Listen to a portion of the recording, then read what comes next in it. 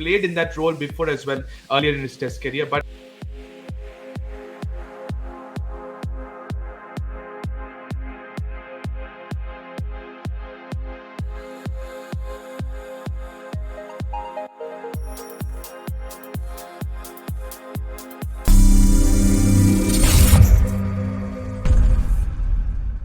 ahead of the first test, we said that India may have a chance. But Justin Langer said it right, ladies and gentlemen. Never underestimate the Indians. And that's rightly so. What a commanding performance by Team India in the first test. After getting bundled out in the first couple of sessions for just 150, nobody would have thought India would have made a comeback and won it like this. Nobody. And I'm saying after 150, the Twitter and etc., all social medias were done 5-0, 5-0, and including myself, I would say. I would have thought, right, India getting bashed. But what a performance by Team India. What a comeback in the third session, and the rest is history. I have Rohan, I have Gian, I have Orko with me. Starting with Orko, that final session on day one, the spell, how much do you give credit, not just Pete Bumrah, the bowler himself, but also the leader? The way he set things up, the way he was planning, plotting, rotating the bowlers. How much do you give him credit for the leadership he has done in the first test? Well, absolutely. Complete credit to him because, especially, it feels nice to see that a bowler is leading the side. We have seen the kind of impact Cummins is having. So, with Bumrah doing so well, I hope it slowly becomes the new normal, which people usually don't embrace. Like, I don't know why they believe that bowlers are not supposed to be captains, but they are the ones who bowl the deliveries. So, they obviously do know what kind of field sets they need or what kind of field sets they can put. So, I think it's nice to see him do well. And Rohit obviously would take a leave or two out of this for sure whenever he's back because he's the designated captain. But of course, Bumrah, the bowler, and the captain doing well is great news for India, especially going into a series where people were underestimating us. Absolutely. And people were always saying that Bumrah is not playing enough games. Bumrah has been rested from red ball cricket. I'll tell you a statistics. Bumrah personal best has been 48 test wickets in 2018. He's beaten that. As now is 49 test wickets. And I'm sure he's going to play all the 4 test matches at Australia. So he's going to clearly go above 65, maybe a 70, maybe a 75. We don't know about that. But Rohan, coming to you, we said about inexperienced side, inexperienced middle order. 3 people I'm just going to come name apart from Leave It King. Leave King, he's back in his kingdom. He's given his thing. Yashasvi Jaiswal, KL Rahul, Nitish Kumar Reddy. First started the Karnataka. What a performance. Splendid performance, as you said. They were under pressure. Everyone's bashing them, and after the home series defeat, I think everybody's doubts were even more exaggerated after that first innings performance. But credit to the bowlers to first of all give us that handy lead, but the second innings performance to consolidate that lead and kind of push that game towards us. I think that opening partnership deserves a huge kudos, especially KL, because after all the trolling and bashing, keeping that aside, I think to show the technical skills and even guiding the young Yashasvi Jaiswal on his first trip, I think that showed a lot of class from the man because it isn't easy to play in Australia, let's be honest. And that opening is the toughest job. And to get a double 100-run partnership, I think that pretty much knocked the wind out of Australia there and then itself. So I think credit to both of them. Jaiswal just rubbed it in. I felt what KL kind of gave that foundation got absolute jaffa, to be honest. Let's be clear on that. But SSV kind of really consolidated, made it big with that 150 or 170 odd knock. I think that's what we need. Once you get in Australian conditions, once the ball softens up, you can really cash it in. I think both of these guys deserve huge applause, as well did Bumrah, the leader. Absolutely. You also mentioned Bumrah, the leader. Kudos to him. But it's now Rohit Sharma is back in the side, Jihan. 81 runs is required for Yashasvi Jaiswal to be the leading run scorer in this calendar year in Test cricket. That's something it's a commendable job, I must say. It's his year, I must tell you, best career he's having. Also been retained by the Rajasthan Royals. But we've spoken about patience. Rohan just now mentioned about the 200-run mammoth partnership the duo of KL Rahul and Yashasvi Jaiswal did. We saw recently in the Test warm-up game against the Prime Minister 11, your Rohit Sharma was batting in the middle order. So are you expecting the same in the second Test? Why tinker something which is broken? See, you see, first test, opening both of KL and Yashasvi, worked out big time, especially in the second innings. I mean, they got that start. They both were looking settled. And Rohit has been struggling, while opening also, giving away his wicket. Maybe if he starts hitting 30, 40 and suddenly you'll get him out. But here, Yashasvi and KL, we saw both of them. They were playing a resilient knock. They were not attacking. They were rotating strikes. Yeah, hitting those loose balls. playing the typical test match, that this is what is required. So I think no harm in trying Rohit at 5. That will be better for him also. That Correct. pressure of not getting out with that new ball. And maybe, if Yashasvi and KL can settle in, and even if a wicket falls after 50, 60 odd runs, there's KL who can play patiently. There's Kohli to follow, and after that Rohit comes in. And Rohit has bad, yeah, he has not had the best of moments, but again, there's no harm in trying this. I mean, make Absolutely. the most And he use of plays most he use plays of. spin really well. He plays spin really well, Jian.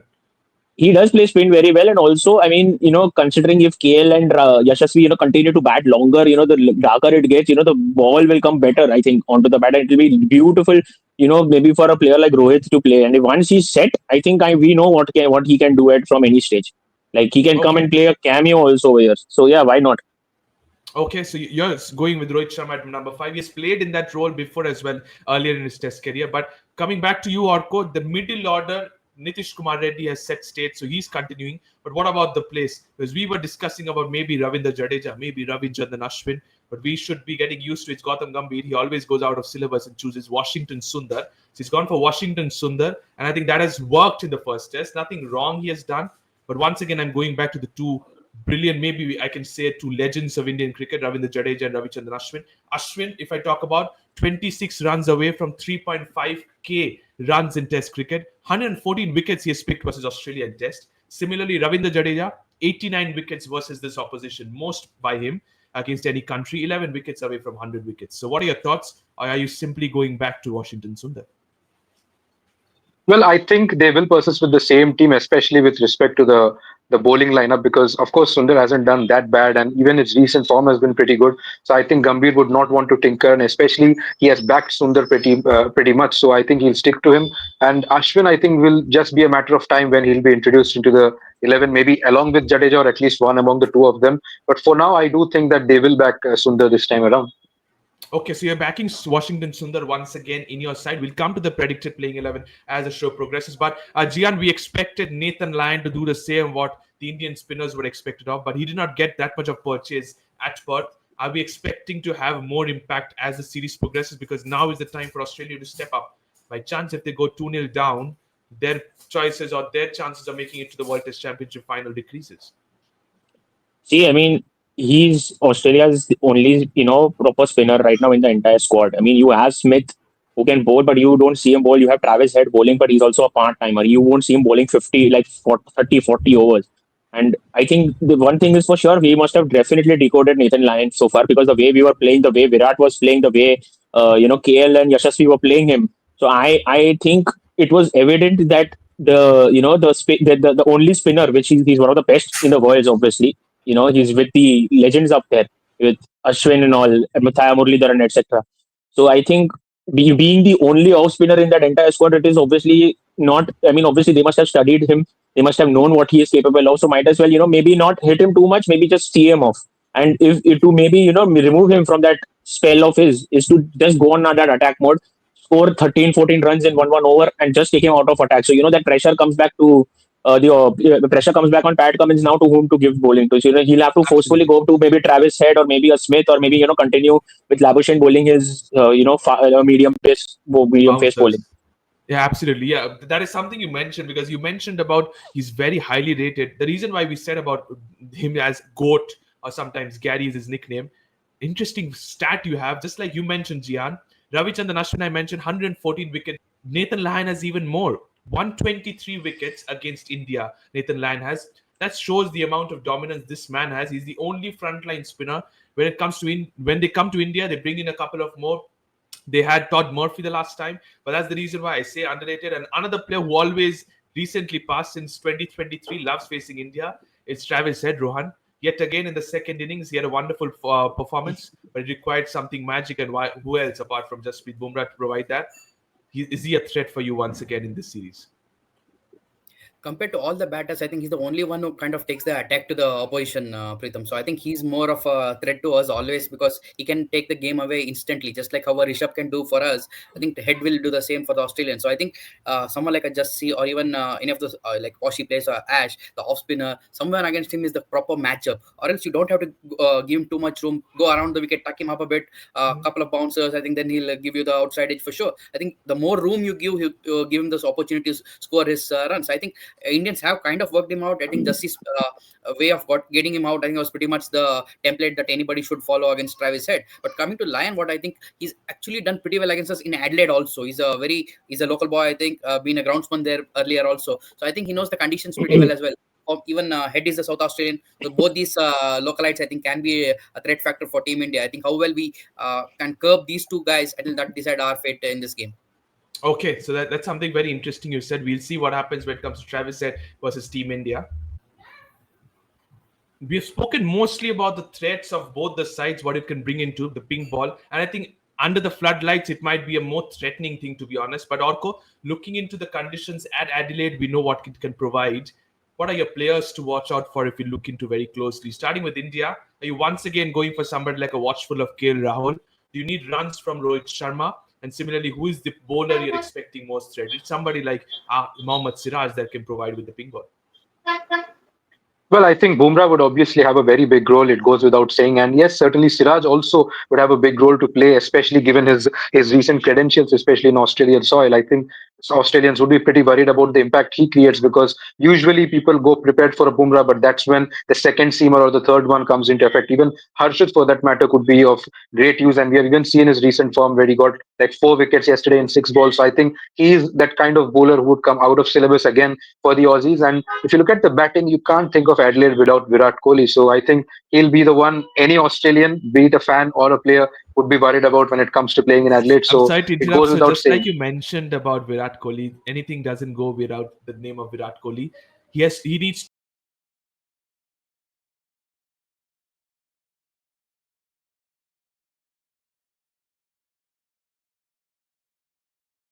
So are you expecting 287 287 runs? I'm runs sorry, are runs required to be for completed. Virat Is it Kohli happening to in this become the test or maybe second combined together? highest Indian player with Well, most runs I hope I'm against this proven wrong, but I opponent. do He think loves that the it will not Aussies, happen isn't in a he? single test. But that being said, of course, a ton or two might come because this is the kind of track he thrives on. He does really well over here, and with the pink ball, which would perhaps come a bit more easy on him, I think he would do well. Of course, there will be a lot of challenges because we know the Aussies are known to coming hard, especially when they are a test down. Of course, history says something else, but you do know that the Aussies will come with a fight. But that's when Virat Kohli's hunger gets unleashed, and as I said before, in Adelaide, you can't really write off any test match or any Indian team without Virat Kohli. Absolutely, Virat Kohli name has to be there when you speak about Adelaide. I'll say any stadium at Australia, you have to talk about Virat Kohli. Coming to the Aussies, they have to come back all guns blazing. As Orko said about the history, Australia have never won a series after losing the first test. That's something they need to look into. Can they turn it around? Because this is the biggest stage they have to. I think somewhat I can say more than the Ashes, they look forward to the Border Gavaskar Trophy at Australian conditions. But Rohan, Usman Khawaja is somebody Australia need to look into. Is Steven Smith another player you need to look into? Because just like Oshko mentioned about Virat Kohli has to be there. Steven Smith as well, just like King Kohli, has 9 centuries against this opponent. So he also loves, just like Australia loves. So Steve Smith, Usman Khawaja, and is it captain himself, Pat Cummins, as your 3 players to watch out for? Smith, I think in recent form hasn't been so good. I think all the pressure in the media and all these things has kind of grown into him. Even his technical adjustments, he's trying to overcome his flaws. I think India has kind of got a matchup how to get rid of Smith. I feel more than Smith for me is the pink ball specialist. I'll be more threatened with someone like a Scott Boland who is in contention this time. I think he can be a pretty deceptive kind of a bowler for us.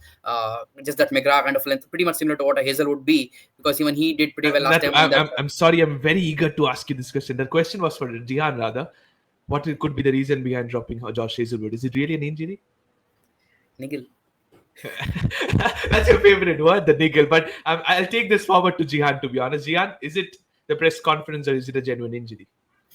No, definitely. I mean, we know what Australian media does. I mean, they don't like to show much into limelight, but we have seen behind the scenes how the team, reacts. I mean, in that web series of all of their audiences, we see that dressing room reactions, how they get frustrated, how they speak up. So I think one of his statements, I think it really didn't click or it was maybe against. I mean, he just tried to put sense, but I mean, you can't say such things in public. So, I mean, for me, as from what I am thinking, it is not an injury. As Rohan mentioned, it is a niggle. But what kind of a niggle now? That they very well know what kind of a niggle it is, because dropping Josh Hazelwood just like that for fun is like a big question mark. I mean, they would have raised a lot of questions, especially with the kind of headlines Australian paper throwing shame at their own players. So I think to avoid all that, they must have said, "Yeah, he's not fit," or suddenly you read it that very next day that Josh Hazelwood is injured. I mean, come on, man, we are not dumb. We are not dumb. We are not dumb at all. Absolutely, but especially like you mentioned, it's a huge blow for Australia more than India. But not to take account, Scott Boland has been successful with the pink ball, as Rohan mentioned. But Josh Hazelwood trailing a Test match, you're dropping him. If it's an injury, that's understandable. But Orko, coming back to you, when we talk about the battles when it comes to pink ball and India versus Australia, number one, I want to interestingly once again see Mitchell Stark versus Yashasvi Jaiswal with the new ball. Then I come to Rishabh Pant versus Nathan Lyon, something very eager to be watched out for. And is the third one going to be potentially once again Travis Head versus Jasprit Bumrah? Yeah, spot on. I think these are the battles that would obviously even be crucial to decide the game, I believe. And of course, we can't go without that battle of Jaiswal and Stark up front, because Stark would believe that he has a score to settle. He would be obviously hurt on his ego that a young upcoming player. We even saw the statement of Mitchell Johnson yesterday, where he was saying that someone like Stark is getting bullied and sledged on home conditions by a They're player coming who too is small to relatively him. new. Yeah, exactly. So I think that statement would haunt Stark a bit, and we never know. He might be coming all guns blazing when it matters, and we do know what Stark is when it matters. So I think we can't write him off, and Jaiswal would also know it. And of course, the other two battles, as you rightly mentioned, Pant against any bald spinner for that matter. In this case, Nathan Lyon is certainly something that the internet often talks about. So that obviously will be another interesting battle. I think Head versus Bumrah will be very crucial, because Head is the enforcer of the Hmm. Australian team, because he's the one who brings quick runs. He's a local player, as Rohan rightly said. So, of course, Head versus Bumrah will again be a very crucial battle. So, a test which has a lot of things to watch out for. A lot of things to watch out for, and especially I'll say the second battle, Pant versus Lyon, because Pant has to settle a score now, because after being stumped probably for the second time in his Test career, if I'm not mistaken, that's what I heard. So we will see that. But then moving on to the predicted playing 11 for India versus Australia, starting with the Aussies. How many changes can we see? Potentially at least a one, because no more Josh Hazelwood. I'll go with Nathan McSweeney and Usman Khawaja are the openers. And number three is Manish Labuschagne, Steve Smith at number four.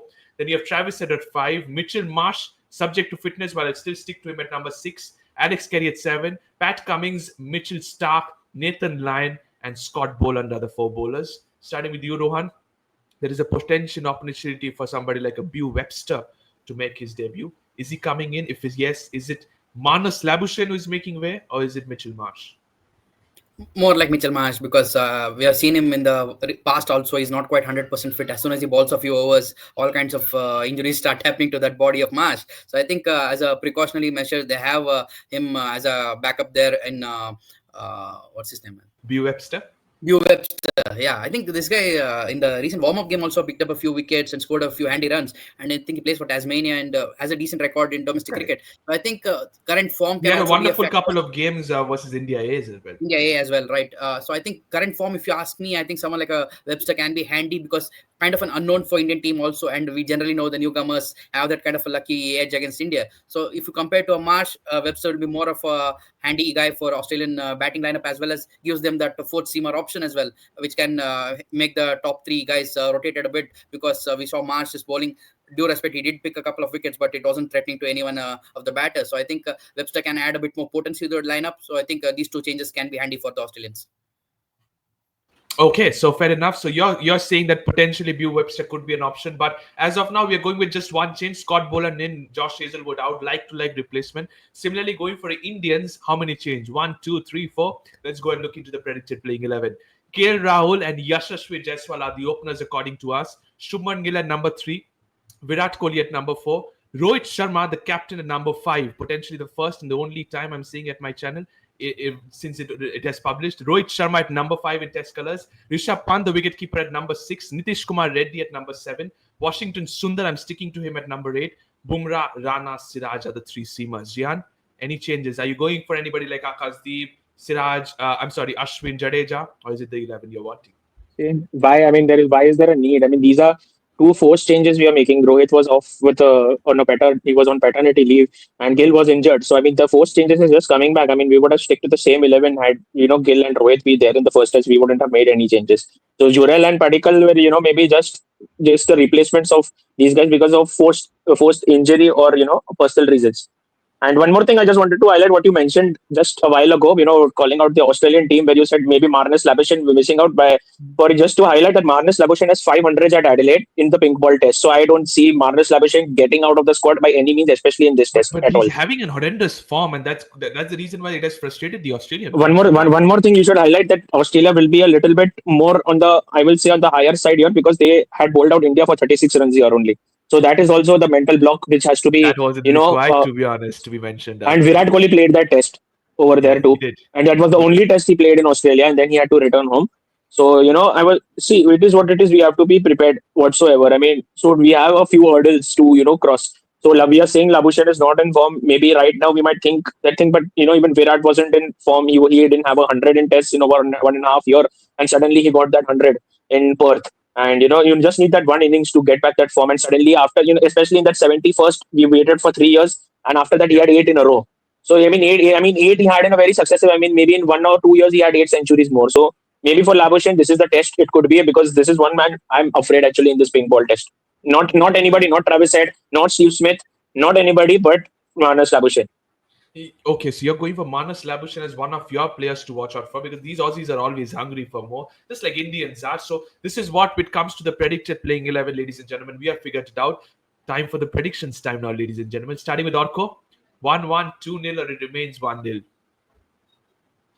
Well, I think it'll be 2-0, but we can't write the Aussies off just yet. But I do hope that we change the history. Of course, Jihan rightly talked about, the thrashing we received, the 36 all out which happened. And I think Gambhir and company would be looking to reverse that. And perhaps this is the perfect opportunity to take a 2-0 lead. And I think India will get it done this time. Okay, so you're going for a 2-0. Rohan, for you?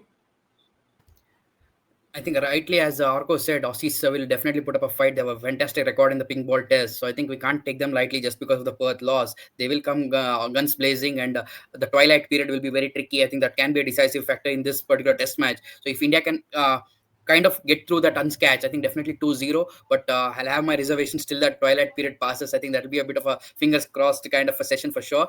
But confident wise, I think India should pull this off because we know someone like Virat has a good record at Adelaide, and just here on song is equally at par. So I think if India get these two guys charged up, I think definitely no one's stopping us from 2-0. But still, Aussies have that little bit of edge, as Jahan rightly said, because of that old 36 all out that can haunt you in case certain collapse start. I think those memories can again start coming back, which you don't want to happen. So let's see, hope for the best.